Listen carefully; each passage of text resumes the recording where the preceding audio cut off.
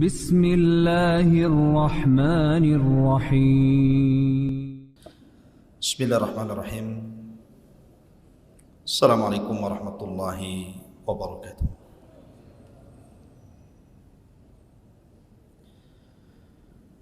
الحمد لله، الصلاة والسلام على رسول الله وعلى آله وصحبه ومواله ولا حول ولا قوة إلا بالله وبعد. Alhamdulillah, di malam hari ini kita masih bisa dipertemukan Allah Subhanahu wa taala di Masjid Muhajirin.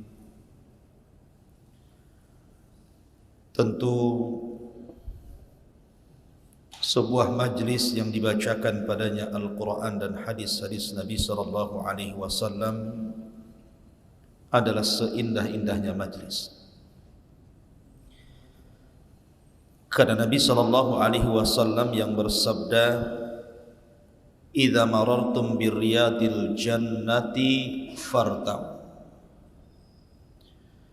Apabila kalian melintasi satu dari taman-taman sorga, singgahlah di situ. Rasul ditanya oleh sahabat, apa yang dimaksud taman-taman sorga itu wahai Rasul? Maka Nabi SAW bersabda, hilaqul dzikri, orang yang berhalakoh-halakoh di dalam rangka mengingat Allah Subhanahu wa ta'ala. Kemudian salawat dan salam kita haturkan kepada Rasul kita baginda Muhammad sallallahu alaihi wa ala alihi wasallam. Ma'asyiral muslimin yang dimuliakan Allah Subhanahu wa taala. Malam ini kita akan membahas satu nabi yang Allah Subhanahu wa taala utus. Satu-satunya nabi yang oleh Allah Subhanahu wa taala diperintahkan Rasul menceritakannya. Bahkan seluruh manusia sampai hari ini, bahkan sampai kiamat dibangkitkan, ketika bicara tentang nasab sampai kepada Adam alaihi salatu wassalam, maka pasti nasabnya harus melewati nabi ini. Semua manusia, laki-lakinya atau perempuannya, maka nasab kepada Adam itu harus melewati nabi ini semuanya. Dan nabi ini pula yang dijelaskan Allah Subhanahu wa taala tentang metode berdakwah yang berliku-liku. Tidak ada satupun nabi yang dijelaskan dalam Al-Quran dengan metode dakwah yang bermacam-macam kepada kaumnya. Tetapi kaumnya pun tidak ada yang beriman kecuali sedikit. Bahkan nabi ini pula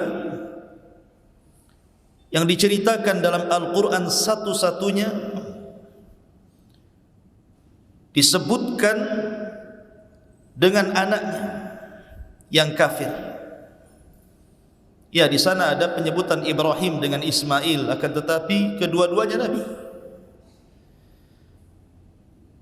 Sementara nabi ini bapaknya seorang nabi tapi anaknya kafir, disebutkan dalam Al-Quran.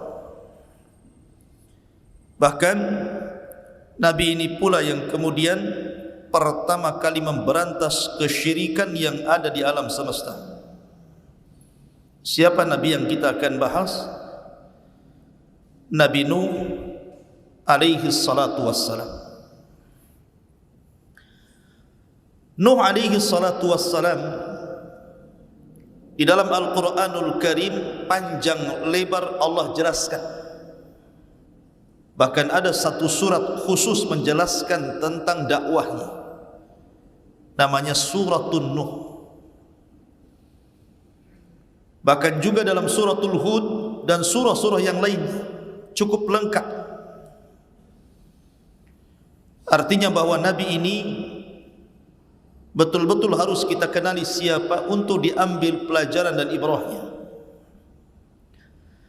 Baik Nuh alaihi salatu wassalam, ada yang mengatakan namanya adalah Abdul Ghaffar.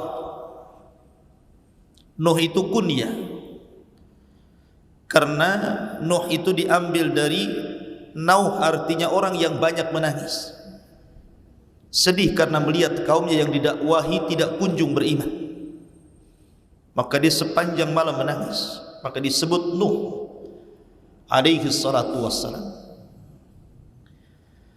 Adapun nasabnya, Nuh adalah Nuh ibnu Lamik, ibnu Mutawaslikh, ibnu Khanuh, dan Khanuh adalah Idris. Artinya Idris adalah kakeknya Nuh alaihi salatu wassalam.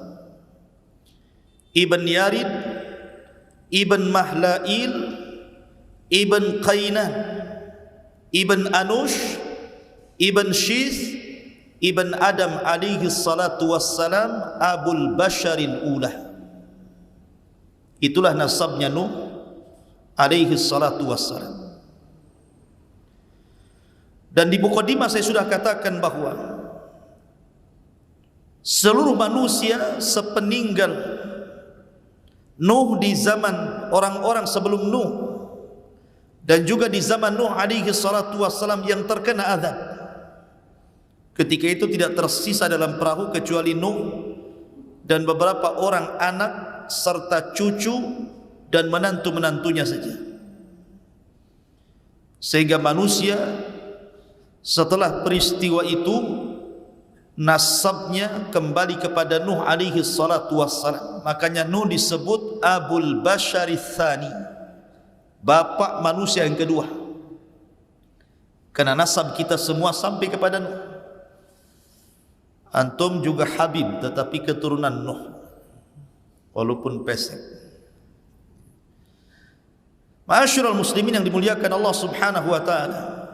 Dan itu dijelaskan dalam surat As-Saffat ayat 77, Allah mengatakan wa ja'alna dzurriyyatahu humul baqin, dan kami jadikan anak keturunan manusia itu semua turunan Nuh, dan itu yang tersisa sampai hari ini, bahkan sampai kiamat dibangkitkan. Ada yang mengatakan Nuh alaihi salatu wassalam lahir dari wafatnya Adam alaihi salatu wassalam itu 146 tahun dari wafatnya Adam. Ada yang mengatakan 126 tahun. Ada yang mengatakan 126, ada yang mengatakan 146 tahun dari wafatnya Adam. Akan tapi berdasarkan hadis yang sahih, sebagaimana disebutkan di dalam Sahih Bukhari dari Abdullah bin Abbas radhiyallahu anhuma, kana baina Adam wa Nuh asyrata qurunin kulluhum alal Islam. Jarak antara Adam dan Nuh itu 10 abad. Satu abad itu 100 tahun. Artinya 1000 tahun. Dari wafatnya Adam sampai lahirnya Nuh itu 1000 tahun. Dan semua di atas tauhid, tidak ada yang menyekutukan Allah Subhanahu wa taala. Ma'asyiral muslimin yang dimuliakan Allah Subhanahu wa taala.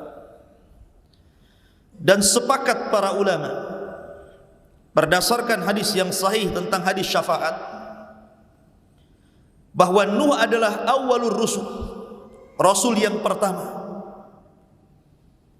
Karena Adam adalah nabi, Syith nabi, Idris nabi, tetapi Nuh adalah rasul pertama.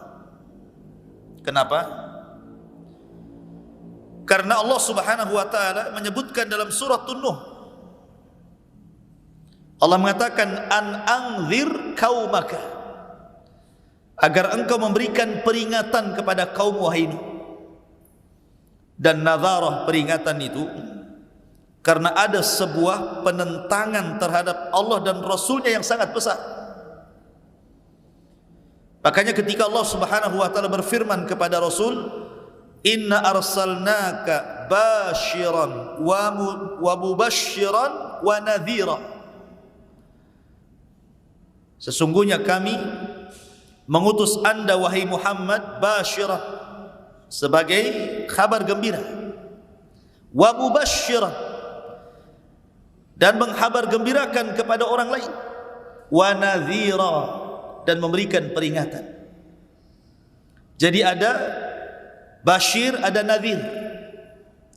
Kalau Adam alaihi salatu wassalam mubasyir, Syith mubasyir, Idris mubasyir, tetapi Nuh bukan hanya mubasyir tapi nadhira. An anzir qaumaka, disuruh memberikan peringatan, karena dia adalah Rasul pertama yang memperingati manusia dari kesyirikan. Karena sebelumnya belum ada syirik. Adam diutus kepada anak-anaknya, tidak ada kesyirikan. Kemudian Syith diutus kepada saudara-saudaranya, tidak ada kesyirikan. Begitu juga Idris diutus kepada anak-anak pamannya, kerabat-kerabatnya, dan belum ada kesyirikan. Baru di zaman Nuh alaihi salatu wassalam, satu-satunya nabi yang diutus Allah untuk menyampaikan kalimat la ilaha illallah. Karena ketika orang berbuat syirik berarti melepaskan kalimat itu. Berarti orang itu harus dikembalikan kepada tauhid dan harus mengucapkan kalimat la ilaha illallah, tidak ada sesembahan yang berhak disembah kecuali Allah. Karena seruan ini hanya berlaku kepada orang-orang yang keluar dari Islam. Dan di zaman Nabi Adam, Nabi Syith atau Idris, tidak ada yang keluar dari tauhid.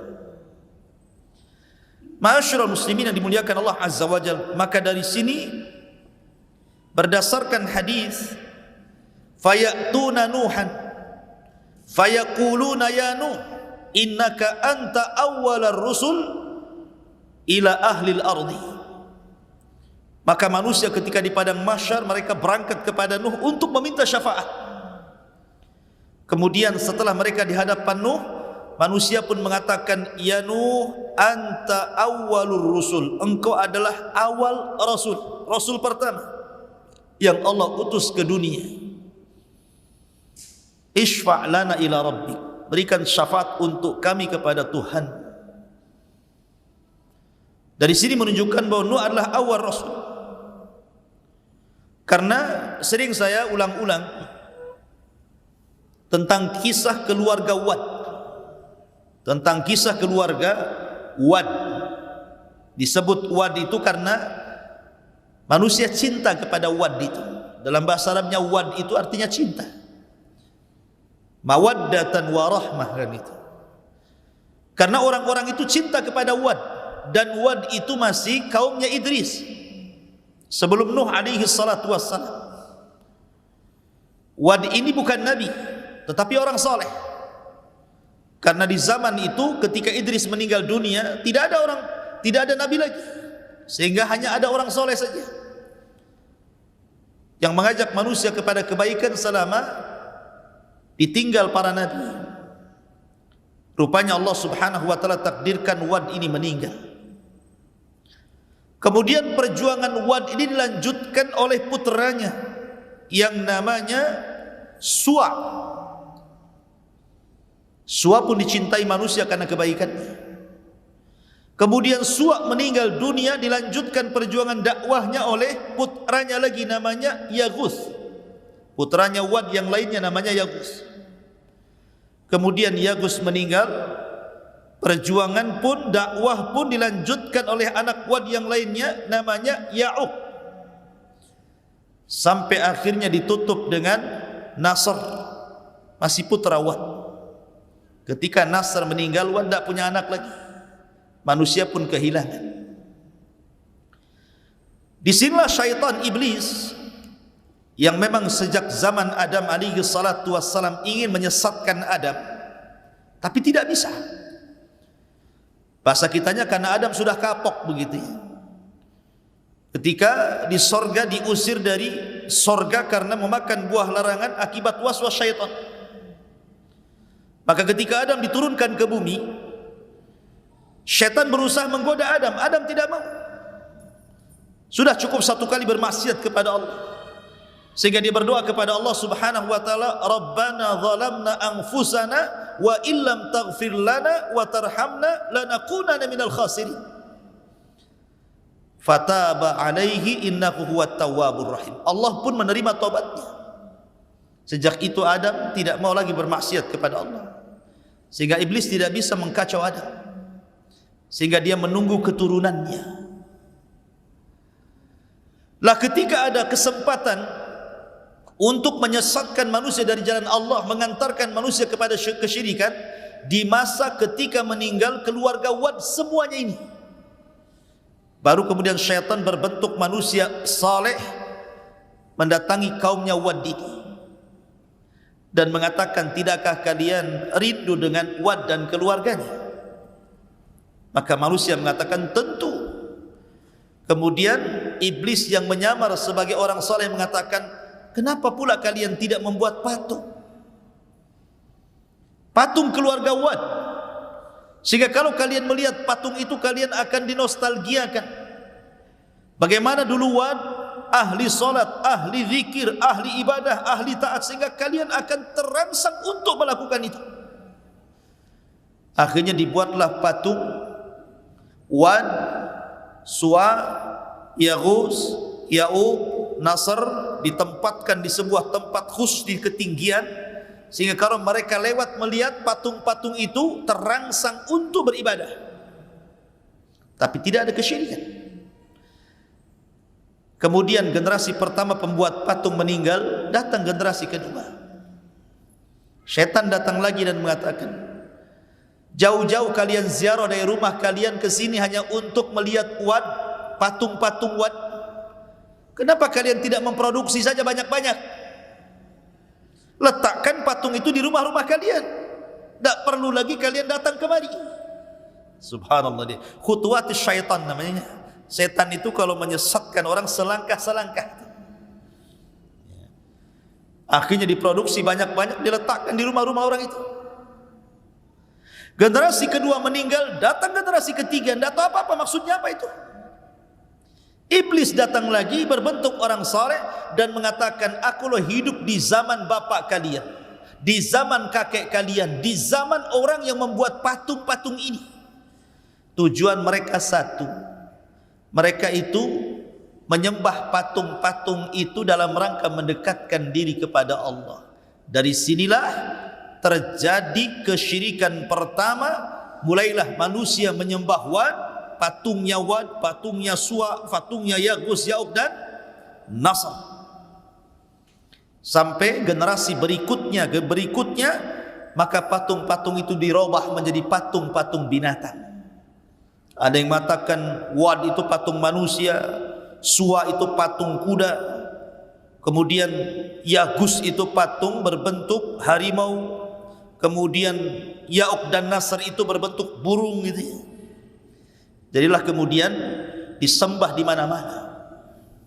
Lihat bagaimana cerdasnya syaitan untuk menyesatkan manusia dari tauhid menuju syirik. Makanya Allah mengatakan, kana nasu ummatan wahidah fakhtalafu faba'atsallahu an-nabiyyin. Dulu umat ini bersatu di atas tauhid. Sejak zaman Adam, Syith, Idris, semua bersatu di atas tauhid. Fakhtalafu, mulailah mereka bercerai-berai, mulailah mereka menyembah patung. Maka Allah utus ketika itu faba'atsallahu an-nabiyyin. Siapa nabi yang Allah utus? Nuh alaihi salatu wassalam. Maka dialah Rasul yang pertama memberantas kesyirikan. Ma'asyiral muslimin yang dimuliakan Allah Subhanahu wa taala, kapan Nuh diutus menjadi Rasul? Kalau Nabi SAW diutus di usia 40 tahun. Ada yang mengatakan bahwa Nuh diutus ketika usianya 50 sanatan, 50 tahun. Ada yang mengatakan 350 sana, 350 tahun usianya baru diutus menjadi rasul. Ada yang mengatakan 480 sanatan, ketika usia beliau 480 tahun. Dan ini yang dikuatkan banyak ulama. 480 tahun Nuh diutus menjadi rasul.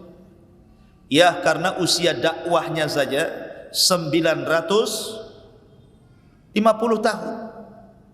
Berarti usianya di atas 1000. Kalau 950 tahun ditambah 480 tahun kemudian meninggal, berarti kurang lebih usianya 1400. Ada yang mengatakan 1500, ada yang mengatakan 1870 tahun gitu ya. Karena umat dulu itu selain usianya panjang-panjang, postur tubuhnya pun tinggi-tinggi. Makanya Adam alaihi salatu wassalam ketika Allah ciptakan berapa tingginya? 60 hasta. Satu hasta itu setengah meter. Kalau 2 hasta 1 meter.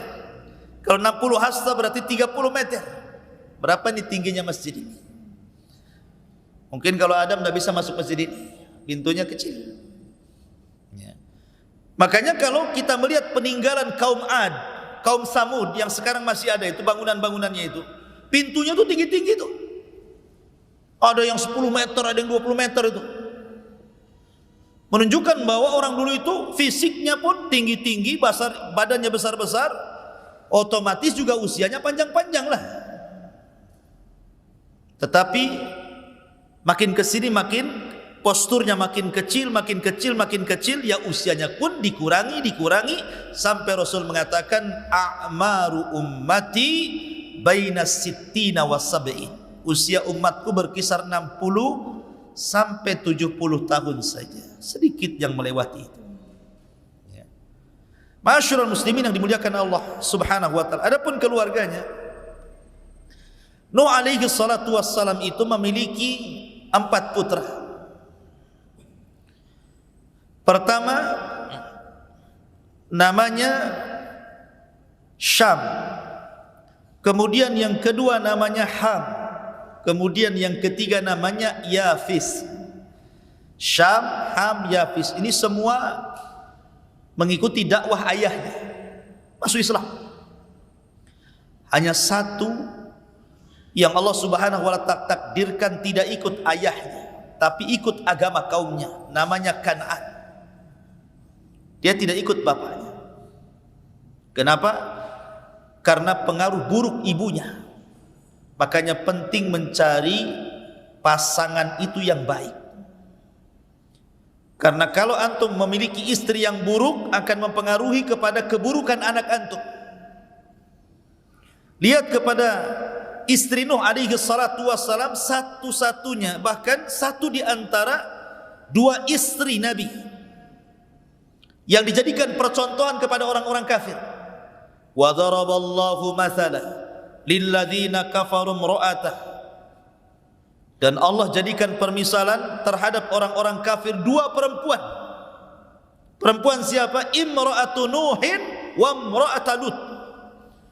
Imra'atu Nuhin wa imra'atu Lut. Istri daripada Nuh dan istri daripada Lut. Dua-duanya kafir. Padahal suaminya Nabi.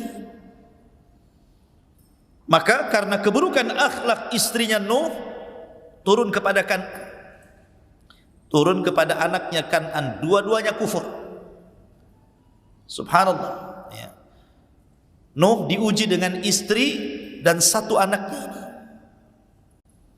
Padahal Nuh sudah berusaha menyelamatkan anak loh ya. Ketika dia di atas perahu, dia lihat Kan'annya sudah lari-lari ke bukit tinggi-tinggi untuk menyelamatkan dari banjir.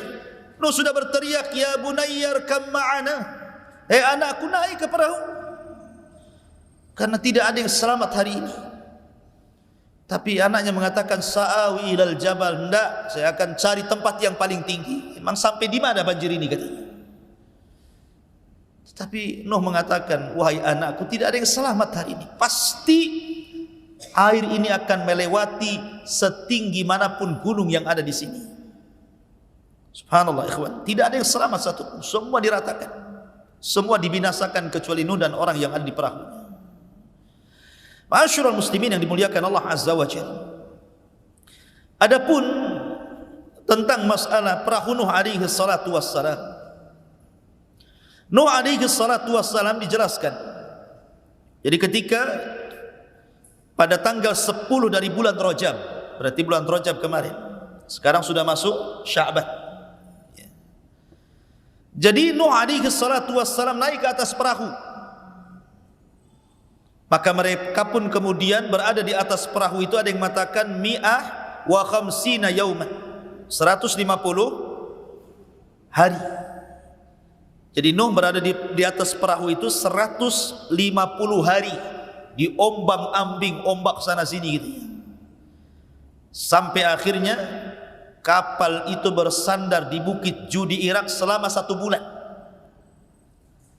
Ketika bersandar itulah kemudian Nuh mengutus beberapa burung. Datang burung kemudian memakan daun zaitun. Oh, berarti sudah surut. Kemudian diutus burung lagi, rupanya tapaknya ada tanahnya. Oh, berarti sudah sampai ke bumi surutnya. Setelah 1 bulan di atas perahu itu baru kemudian turun. Maka dari situlah kemudian kehidupan manusia dimulai setelah Allah hancurkan semuanya sejak zaman Adam alaihi salatu wassalam. Akhirnya kemudian Nuh alaihi salatu wassalam selama itu pas di bulan Muharram, ada yang mengatakan tanggal 10, kemudian Allah selamatkan dari banjir bandang yang sangat besar. Taib, ma'asyiral muslimin yang dimuliakan Allah Azza wa Jalla, saya tertarik menceritakan Nuh ini dari sisi dakwahnya saja. Jadi malam ini kita akan banyak bercerita tentang sisi dakwah Nuh alaihi salatu wassalam yang menarik. Karena Nuh ini menggunakan metode dakwah itu luar biasa. Luar biasa. Berbagai macam metode dilakukan Nuh, akan tapi memang hidayah milik Allah. Dan saya ambil dari satu surat full, surat Nuh alaihi salatu wassalam. Kita baca ayat per ayat dan kita terangkan sekedarnya. Allah Subhanahu wa taala berfirman di dalam Al-Qur'anul Karim, inna arsalna Nuhan ila qaumi, sesungguhnya kami utus Nuh kepada kaumnya. Maknanya begini, antum kalau hendak berdakwah di sebuah daerah, kalau yang menjadi seorang dai, seorang ustaz atau penyeru kebaikan itu adalah putra daerah, tentu akan mudah berdakwah. Mendakwahinya itu akan mudah, pengaruhnya akan banyak. Berbeda kalau seandainya saya bukan putra daerah, diutus kepada daerah tertentu, ya ada yang berhasil, ada yang tidak. Begitulah para nabi.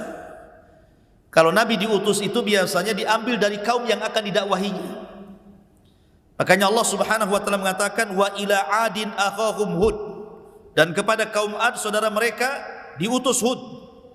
Wa ila Tsamud akhahum Saleh, dan kepada kaum Tsamud saudara mereka Saleh diutus. Wa ila Madyan akhahum Syuaib, kepada Madyan saudara mereka diutus Syuaib. Artinya bahwa setiap nabi dan rasul itu dibangkitkan dari kaumnya. Supaya apa? Supaya mudah diterima. Karena mereka mengetahui kepribadian nabi itu sejak kecil, remaja, dewasa, sampai diangkat jadi nabi. Mereka mengetahui akhlaknya, tutur katanya, muamalahnya, sehingga ketika mereka mengetahui dari kecil sampai besar dan Allah siapkan semuanya, mereka tidak bisa mencela. Seperti Rasul umpamanya, sedari kecil sudah dikatakan Sadiqul Amin, orangnya jujur lagi amanah. Tidak bisa mencela nabi dari segi akhlak. Mereka hanya bisa mencela dari segi ajaran saja. Maka Nuh diutus dari kaumnya sendiri. Makanya Allah mengatakan inna arsalna Nuhan ila qaumi an anzir qaumaka min qabli an ya'tiyahum adzabun alim. Agar engkau wahai Nuh memberikan peringatan kepada kaum sebelum datang kepada mereka azab yang pedih. Menunjukkan bahwa azab itu tidak mungkin turun kecuali setelah datangnya peringatan. Wa ma kunna mu'adzibina hatta nab'atsa rasulah. Tidak mungkin kami mengadab sebuah kaum kecuali setelah diutus Rasul kepada mereka. Kemudian Nuh mulai berdakwah. Qala ya qaumi inni lakum nadhirum mubin. Wahai kaumku, saya ini diutus kepada kalian sebagai nadhir, peringatan. Peringatan yang jelas.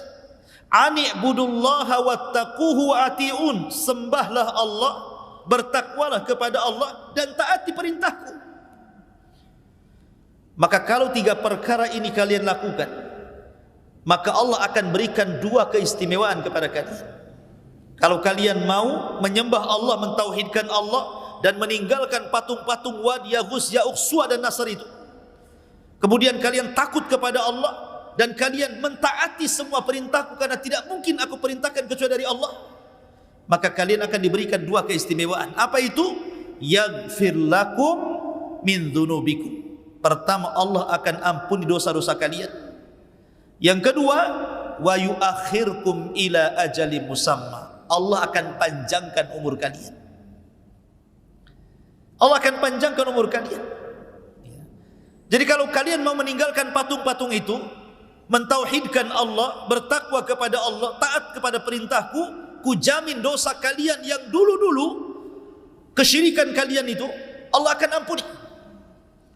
Dan bukan hanya itu saja, wa yuakhirkum ila ajali musamma. Allah akan tambah panjangkan usia kalian, sehingga kalian bisa menikmati isi dunia ini dengan panjang lagi.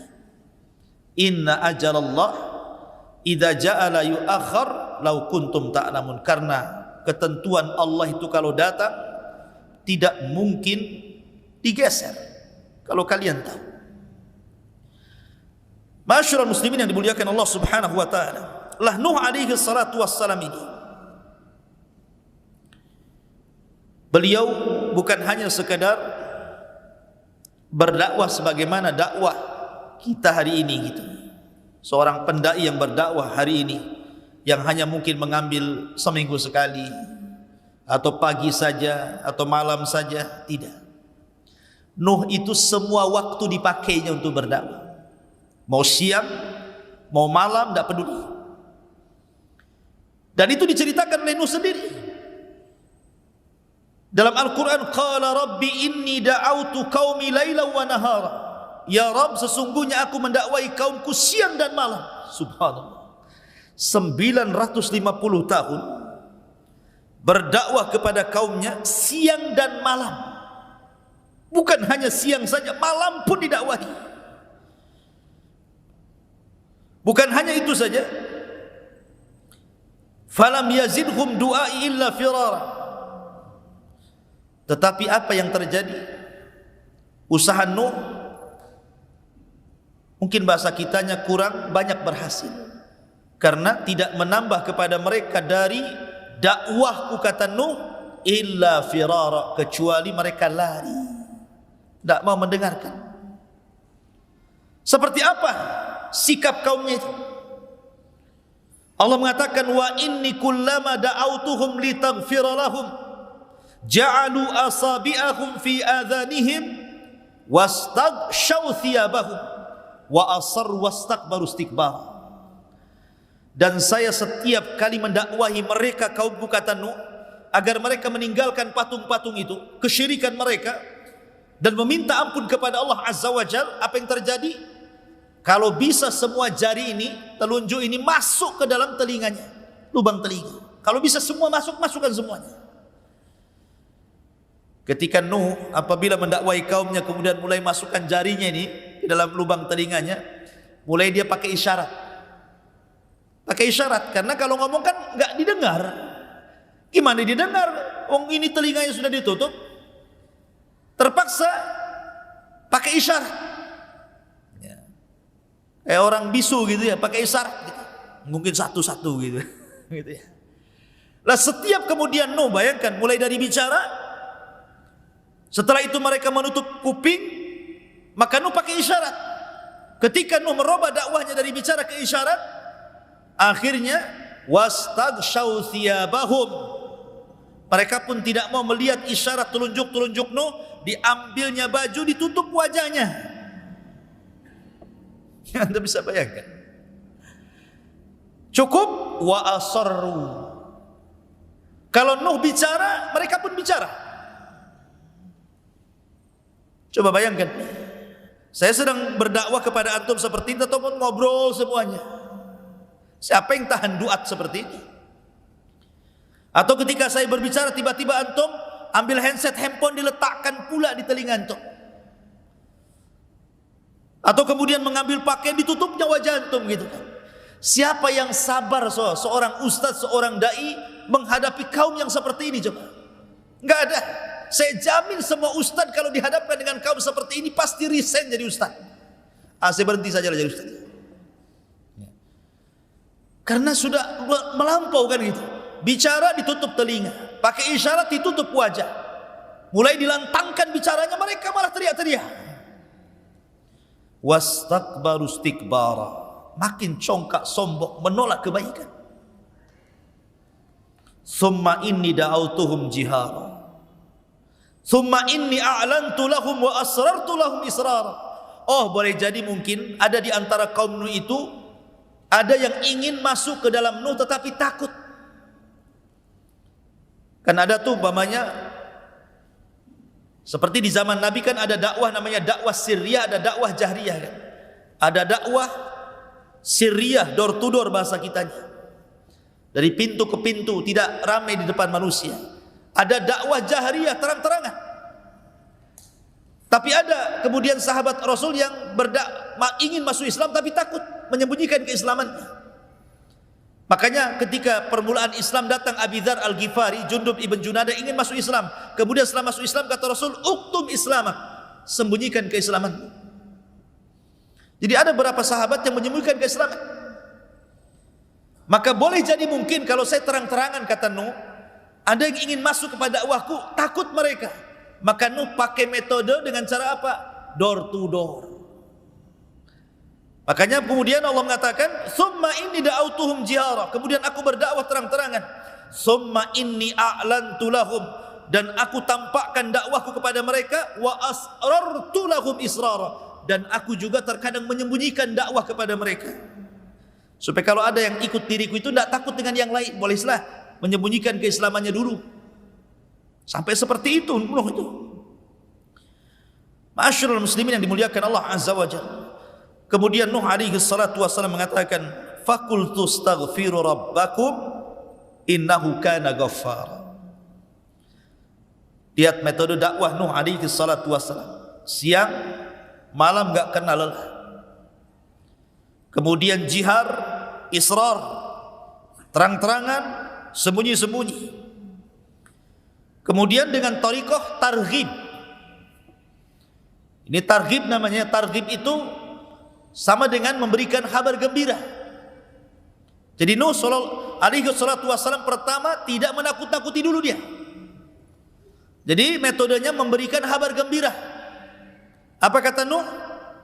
"Istaghfiru rabbakum innahu kana ghaffara." Mintalah ampun kepada Rabb kalian, karena dia adalah zat yang maha pengampun. Tinggalkan patung-patung itu, tinggalkan kesyirikan kalian, kembali kepada tauhid. Kalau kalian kembali kepada tauhid, tadi sudah diberi dua keistimewaan, diampuni dosa kalian, dipanjangkan usianya. Ada lagi kata Nuh, kalau kalian mentauhidkan Allah, meminta ampun kepada Allah, yursilis sama alaikum midrara wa yumdidkum bi amwalin wa banin wa yaj'al lakum jannatin wa yaj'al lakum anhara. Allah akan hujani kepada kalian.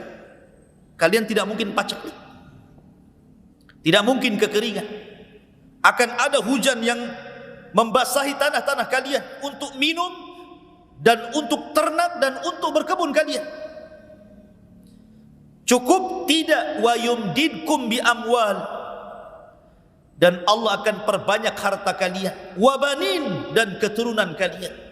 Cukup tidak juga, wa yaj'al lakum jannat, kami jadikan kalian jannat, kebun-kebun yang besar, yang rindang, yang kemudian berbuah macam-macam buah gitu ya. Wa yaj'al lakum anhar, sungai-sungai, parit-parit, lautan-lautan semua akan mengalir untuk kalian. Lihat, Nuh menjanjikan kepada mereka banyak perkara tuh.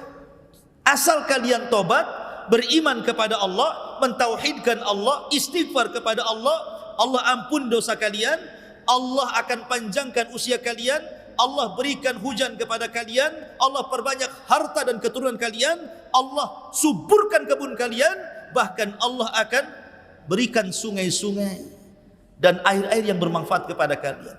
Cukup gimana ini? Ini janji loh ya. Dikasih kabar gembira. Tetapi apa yang terjadi tetap saja. Rupanya tidak mempan dengan cara diberikan kabar gembira. Sekarang berbalik nih. Karena dengan cara kabar gembira tidak mempan, Nuh mulai menakut-nakuti. Allah mengatakan, ma lakum la tarjuna lillahi waqara. Ma lakum la tarjuna lillahi waqara. Kenapa kalian tidak takut pada Allah Subhanahu wa taala dan tidak mengagungkan? Kata Sufyan ibn Uyainah rahimahullahu taala, orang yang bermaksiat kepada Allah hakikatnya dia tidak pernah takut kepada Allah dan tidak pernah mengagungkannya. Kemudian Nuh memberikan logika, karena ada orang-orang yang kalau dikasih dalil itu tidak mempan. Pamannya dalil tentang wujudnya Allah, antum bacakan ayatnya, memang dia mengingkari Quran, ngapain dibacakan Quran? Dibacakan hadis Nabi SAW ditentangnya, memang dia mengingkari kerasulan Nabi SAW, buat apa dibacakan hadis? Sehingga terkadang berdakwah itu perlu logika. Maka Nuh menggunakan metode logika lagi dia, dan mengatakan, wa qad khalaqakum atwara. Alam tara kaifa khalaqallahu sab'a samawatin tibaqa wa ja'ala al-qamara fihinna nuran wa ja'ala asy-syamsa siraja wallahu anbatakum minal ardi nabata thumma yu'idukum fiha wa yukhrijukum ikhraja wallahu ja'ala lakumul arda bisata litaskunu minha subulan fijaja. Apa katanya? Ma lakum la tarjuna lillahi waqara. Kenapa kalian tidak takut kepada Allah? Apakah kalian tidak takut azab? Ya. Tidakkah Allah Subhanahu wa taala telah menciptakan kalian bertingkat-tingkat, mulai daripada segumpal mani, kemudian jadi segumpal darah, kemudian jadi segumpal daging, kemudian jadi janin, ditiupkan ruh keluar ke bumi, masa kecil, masa remaja, dewasa, Allah berikan rizki banyak kepada kalian. Siapa yang membuat engkau seperti itu kalau bukan Allah? Ya. Alam tara kaifa khalaqallahu sab'as samawatin tibaqa. Tidakkah kau lihat langit? Berapa lapis langit ke atas itu? 7 lapis. Tidak mungkin langit 7 juga ada. Pasti ada yang menciptakannya. Siapa yang menciptakannya kalau bukan karena Allah? Wa ja'ala al-qamara fihinna nuran wa ja'ala asy-syamsa siraja. Atau kau tidak lihat bulan yang bercahaya? Begitu juga matahari yang terang benderang. Coba kalau seandainya malam ini dibuat sampai kiamat, siapa yang bisa mendatangkan terang? Atau siang dibuat sampai kiamat, siapa yang akan mendatangkan gelap? Sementara sekarang ada siang ada malam, lah siapa yang memutar balikan ada siang ada malam ini? Apa putar sendiri begitu? Tidak. Makanya kenapa Abi Hanifah, sering saya ceritakan kepada antum, ketika berdebat dengan orang-orang Sumaniyin, para penyembah dahri, orang-orang ateis, orang-orang yang tidak mengakui adanya Tuhan, kemudian mengajak berdebat kepada Abi Hanifah. Kata Abi Hanifah, kalau kita berdua berdebat percuma. Kita berdebat di hadapan orang ketiga, hakim, amir. Oke? Akhirnya kemudian ditentukan waktu debatnya. Pada waktunya seorang ateis ini sudah di hadapan hakim. Abu Hanifah tidak datang-datang. Harusnya pagi sudah ditunggu, sore pula dia baru datang. Pas Abi Hanifah datang, dicelanya Abi Hanifah dan mengatakan, engkau ini imam, seorang ulama, kepercayaan kaum muslimin, tapi engkau tidak amanah. Harusnya kau tepat waktu, kenapa kau terlambat? Kata Abi Hanifah, bukan itu masalahnya. Yang membuat aku terlambat karena aku terhenti di pinggir sungai. Ketika aku melihat ada halilintar membelah pohon, kemudian pohonnya terbelah jadi dua. Yang satu tetap nancap, yang separuhnya kemudian terbang ke air. Yang separuh terbang ke air itu perhatikan saja. Tiba-tiba kemudian pohon yang di air ini terbelah-belah kecil. Kemudian tiba-tiba teranyam. Kemudian tiba-tiba sudah ada besinya saja. Tiba-tiba berbentuk perahu dia. Maka aku pun naik ke dalam perahu itu. Kemudian perahu tiba-tiba jalan sendiri.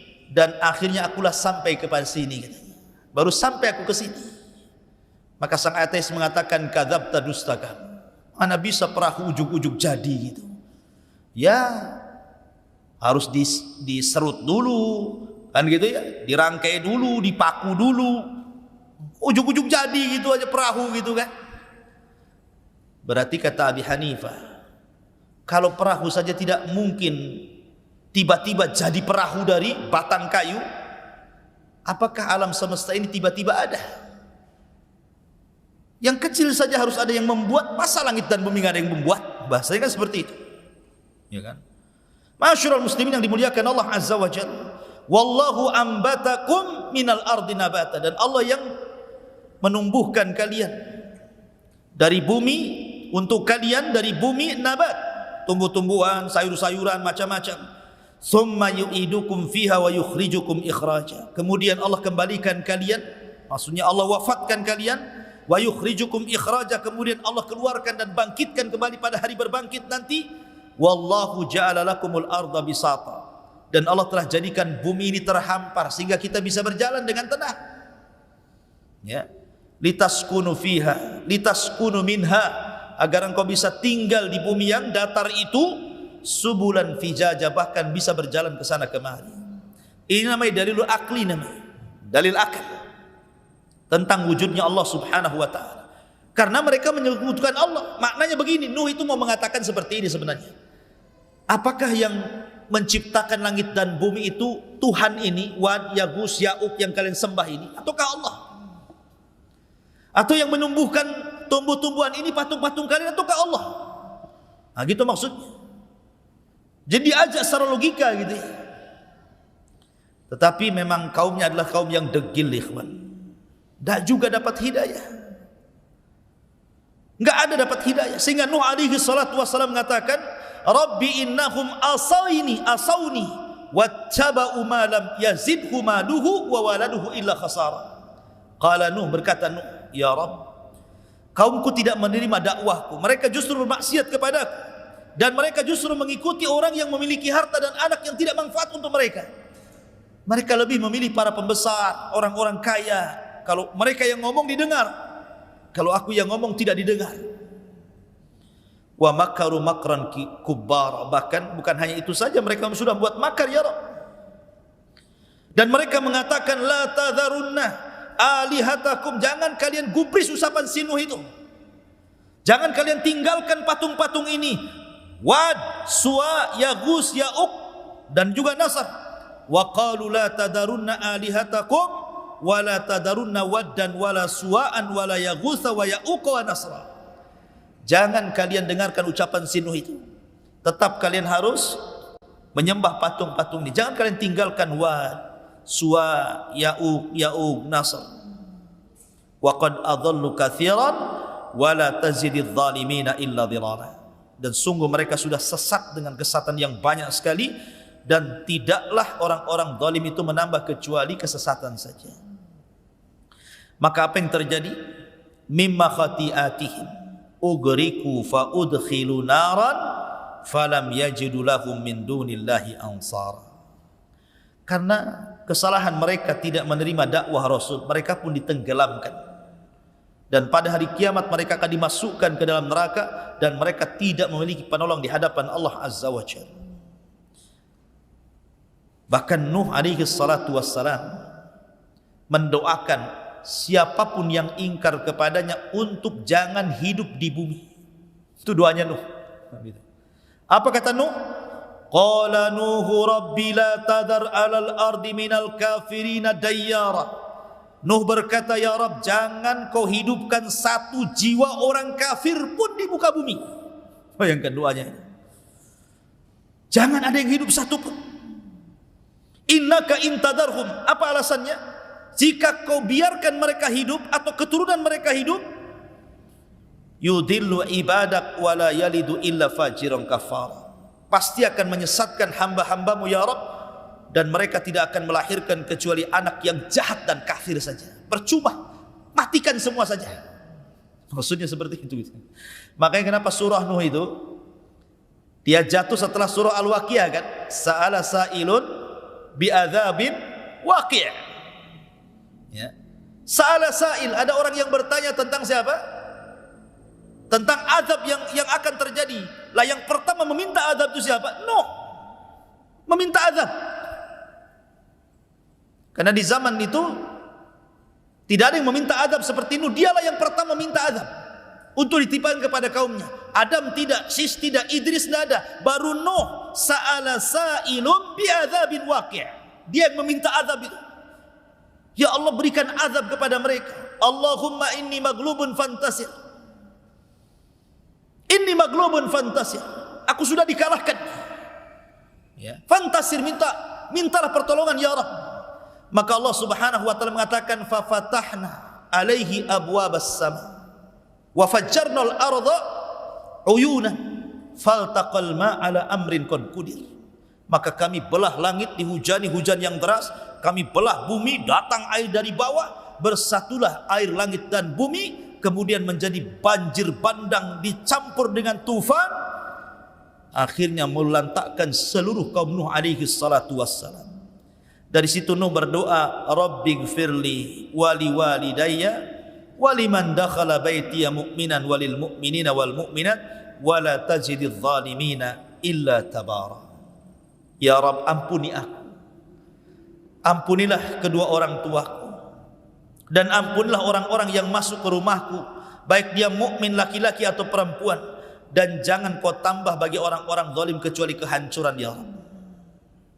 Nuh, lihat bagaimana Nuh alaihi salatu wassalam, begitu hebat dakwahnya, tapi juga dengan berbagai macam metode kan, siang, malam, terang-terangan, sembunyi-sembunyi, dengan cara tafsir memberikan kabar gembira, menakut-nakuti, tetap saja kaumnya seperti itu. Makanya kemudian Allah Subhanahu wa taala mengabadikan kisah Nuh di banyak ayat dalam Al-Qur'an. Bagaimana dakwahnya Nuh alaihi salatu wassalam. Ma'asyiral muslimin yang dimuliakan Allah Azza wa Jalla, pelajaran besar dari kisah Nuh alaihi salatu wassalam adalah bahwa hidayah itu milik Allah, bukan milik siapapun. Nabi Ibrahim alaihi salatu wassalam diuji dengan ayahnya Azar. Azar tidak masuk Islam, tidak masuk agama Ibrahim. Padahal Ibrahim itu kurang apa lembutnya dalam berdakwah, bapaknya pun menolak. Ya kan?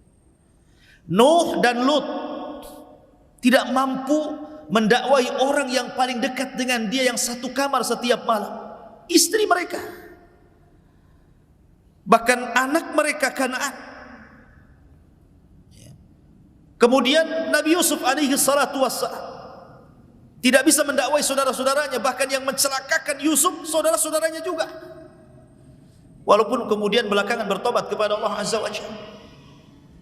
Termasuk Rasul sallallahu alaihi wasallam, dari paman-pamannya yang paling mencintai Rasul siapa? Abu Talib, pun tidak bisa memberikan hidayah kepada Abu Talib. Kalau Abu Lahab ya sudahlah, memang paman yang memusuhi dia. Tapi Abu Talib yang merupakan ayah angkatnya, wa wajadaka yatiman fa'awah, kami dapati engkau Muhammad yatim, kemudian kami berikan perlindungan. Salah satu yang dikirim Allah untuk melindungi Rasul setelah dari pangkuan kakeknya Abdul Muttalib adalah Abu Talib, sampai diangkatnya jadi Nabi dan Rasul, sampai menikah dengan Khadijah. Tahu akhlaknya Rasul Abu Talib itu. Makanya Abu Talib sangat cinta dengan Rasul. Tapi juga percuma juga kecintaan Abu Talib kepada Rasul, karena dia tidak masuk Islam. Ya. Rasul dihadapkan dengan Abu Talib, saling mencintai Rasul, mencintai Abu Talib mencintai Rasul. Tapi tidak menjadikan Abu Talib selamat dari neraka kan? Menunjukkan bahwa hidayah itu milik Allah. Tetapi walaupun hidayah milik Allah, ada tugas bagi kita semua, sampaikan hidayah Allah lewat hidayah kita, hidayatul irsyad. Jadi tugas kita ini menyampaikan hidayah Allah kepada mereka. Soal mereka sadar, mereka tidak sadar, itu urusan Allah. Taufik itu milik Allah Azza wa Jalla. Tapi jangan berhenti dari dakwah. Karena terkadang orang itu diuji dari orang dekat. Diuji ibunya tidak mau sholat, diuji saudaranya tidak mau akur, diuji oleh istrinya nggak mau ibadah, diuji oleh suaminya, macam-macam orang itu ujian itu kan. Dan paling berat memang dari dalam. Makanya Nabi SAW diperintahkan Allah, wa anzir ashiratakal aqrabin. Mulailah dari orang-orang dekat engkau wahai Muhammad. Ku anfusakum wa ahlikum nar. Jagalah diri kalian dan keluarga kalian dari api neraka. Wallahu a'lam. Ini diantara kisah dakwah, liku-liku dakwah Nuh dalam memberantas kesyirikan dan mengajak manusia ke dalam tauhid. Sudah jam 9. Baik, kita buat tanya jawab sebentar. Kalau ada yang bertanya, silakan.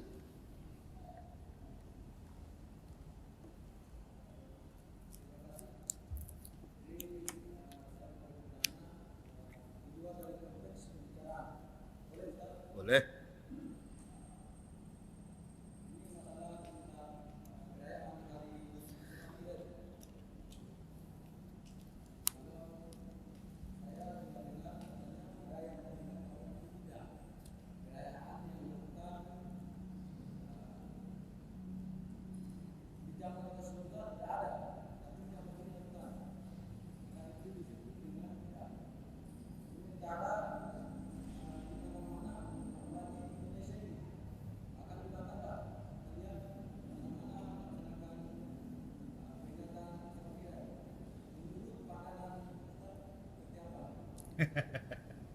Menurut pandangan saya, pandangan Rasul.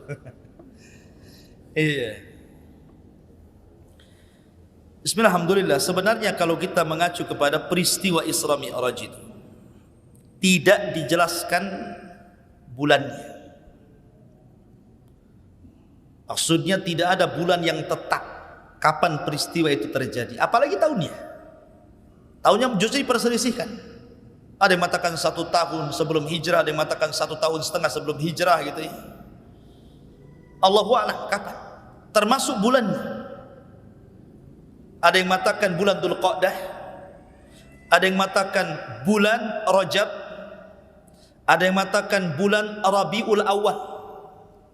Tetapi sepakat harinya Senin. Tanggalnya 12 Rabiul Awal. 12. Cuman tanggalnya itu ada yang bulannya. Jadi harinya jelas, tidak ada khilaf, Senin, tanggalnya jelas 12, tetapi bulannya ada yang mengatakan Rajab, ada yang mengatakan Dzulqa'dah, ada yang mengatakan Rabiul Awal. Dan ini yang masyhur. Masyhur ahli sejarah mengatakan bahwa Isra Mi'raj itu terjadi di bulan Rabiul Awal, bukan Rajab, bukan Dzulqa'dah. Walaupun kita tidak menafikan yang berpendapat bulan Dzulqa'dah dan bulan Rajab, tapi yang masyhur hari Senin tanggal 12 bulan Rabiul Awal. Ada yang mengatakan 1 tahun sebelum hijrah, artinya tahun ke-12 dari kenabian Rasul. Ada yang mengatakan 1,5 tahun dari kenabian Rasul. Ada yang mengatakan selain daripada itu. Jadi soal tanggal dan tahun diperselisihkan. Jadi kalau mau dirayakan umpamanya, kita ambil 3 pendapat, berarti buat 3 perayaan dalam setahun. Ya mungkin Dzulqa'dah, itu yang berpendapat Dzulqa'dah kan gitu. Rajab yang berpendapat Rajab. Kemudian Rabiul Awal yang berpendapat Rabiul Awal. Tapi kan nggak ada ya bulan Dzulqa'dah ya. Apalagi Rabiul Awal lain lagi, Maulid biasanya kan. Biasanya ngambil di bulan Rajab kan. Begitu ya umumnya kan. Kemarin kan bulan Rajab gitu kan. Intinya begini ikhwan, peristiwa Isra Mi'raj ini peristiwa besar. Yang kita ambil dari peristiwa itu sebenarnya ibarah. Apa sih oleh-oleh Rasul itu? Oleh-oleh Rasul dari Isra Mi'raj itu apa? Salat.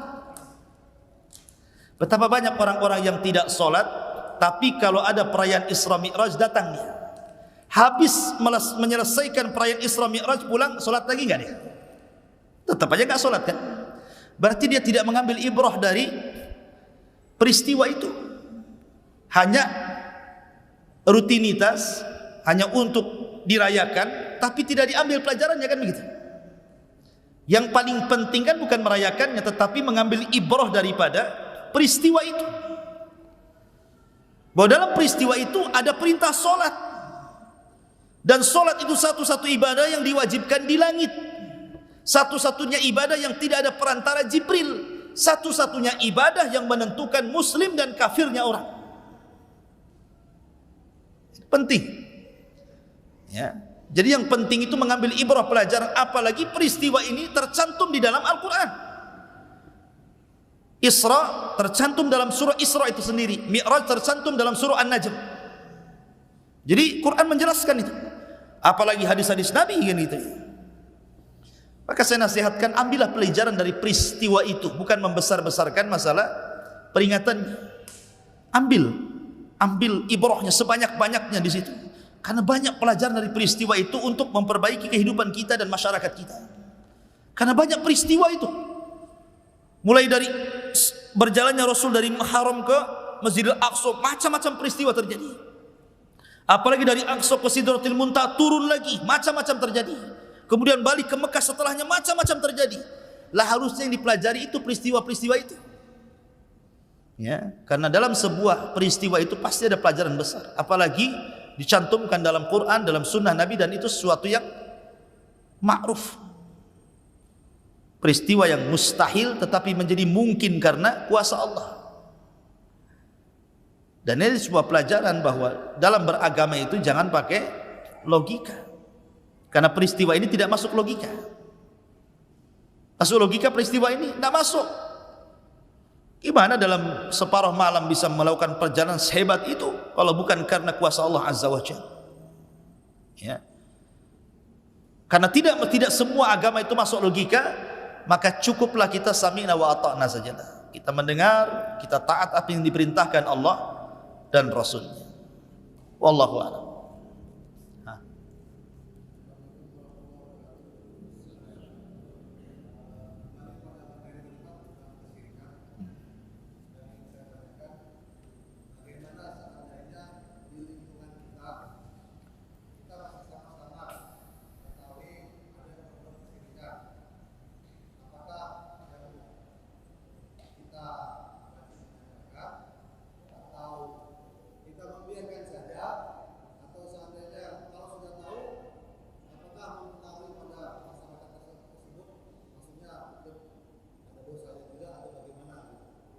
Iya.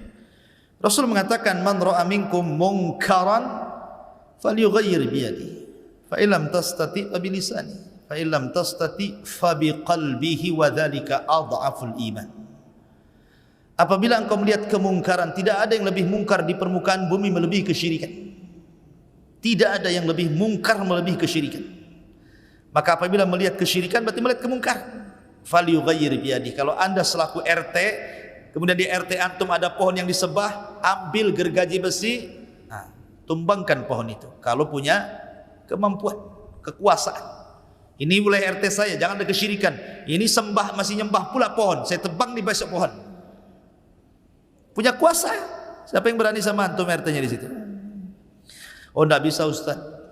Karena ini pohon bukan satu RT yang nyembah katanya. Ini 5 dusun nyembah ke sini. Saya bisa digebukin orang. Oh, kalau tidak bisa dengan kekuasaan dirobohkan pohonnya, maka dengan lisan nasihati. Dinasihati. Enggak boleh lah. Udah zaman kemana-mana masih nyembah pohon aja. Mana akal kalian? Pokoknya ajak mereka kepada tauhid. Oh, takut Ustaz. Ya. Nanti kalau saya nasihati mereka marah pula, disakitinya saya dan keluarga saya. Ya, doakan saja. Itu paling lemahnya iman, mendoakan. Tapi jangan membiarkan, mendoakan. Ya.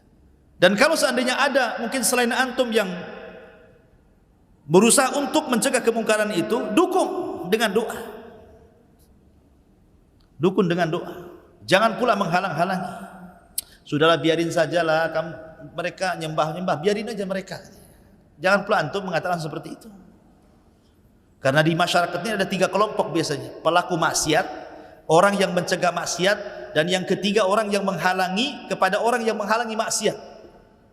Sudahlah, nggak usah rame, biarkan dia yang maksiat. Apa urusan antum dengan dia? Kan ada orang kayak gitu. Ya. Maka orang itu sama dengan pelaku maksiat tuh.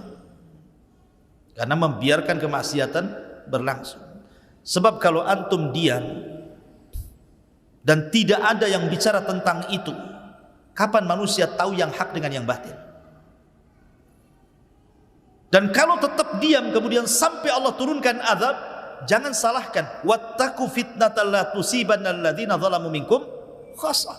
Allah itu kalau sudah menurunkan azab, itu yang kena bukan hanya orang dolim saja, tapi orang baik pun kena juga di situ. Ya. Berarti untuk mencegah supaya orang-orang soleh itu tidak terkena, maka bukan hanya menyuruh manusia kepada kebaikan saja, tapi coba cegah manusia dari kemungkaran. Memang berat. Kalau dakwah menyuruh manusia kepada kebaikan ringan. Salat yuk, ringan. Oh jangan tuh syirik itu. Oh, berat. Ya kan? Kalau sudah melarang-larang orang itu maka berat. Karena konsekuensinya juga berat. Makanya tidak ada para nabi dan rasul kecuali punya musuh dari setan jin dan setan manusia. Pasti dimusuhi.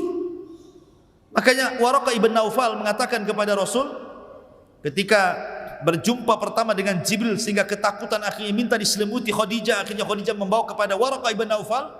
Kata Waraqah ibn Naufal, ya Khadijah, siapapun yang membawa ajaran seperti yang dibawa suamimu ini, maksudnya Rasulullah, pasti akan mendapatkan ujian, dalam riwayat pasti akan disiksa, akan diazab, ya, akan mendapatkan hal-hal yang bisa menyakiti dia. Karena dakwah tauhid ini bukan dakwah yang mulus. Ya, pasti ada saja musuh-musuh yang berusaha untuk menghalang-halang sejak zaman Nabi sampai hari ini, bahkan sampai kiamat. Tapi memang harus disampaikan. Harus disampaikan, jangan diam dari kemungkaran. Wallahu a'lam. Sekarang sudah cukup jam 9 lebih. Subhanallah bihamdika asyhadu an la ilaha illa anta astaghfiruka wa atubu ilaik. Allahu ta'ala. Assalamualaikum warahmatullahi wabarakatuh.